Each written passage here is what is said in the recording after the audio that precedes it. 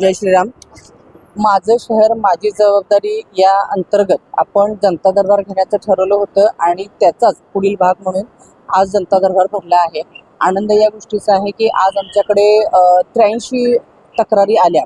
पहिल्या वेळेला आपल्याकडे त्या 129 तक्रारी होत्या, परंतु आता त्याचा ओघ कमी होताना दिसतोय. याचं मला समाधान आहे की लोकांचे काही प्रश्न आम्ही सोडवण्याचा प्रयत्न करत आहोत आणि त्याला यश मिळत आहे. आणि याच्यामध्ये प्रशासकीय अधिकाऱ्यांचं सुद्धा खूप चांगलं सहकार्य मला लाभत आहे. मग याच्यामध्ये उपायुक्त अडसुळे साहेब आहेत, मस्कर साहेब आहेत, वॉटरचे हर्षल घाडगे साहेब आहेत आणि त्याच्याच बरोबरीने सर्व आमचे नगरसेवक यांचंही आम्हाला सहकार्य होत असतं.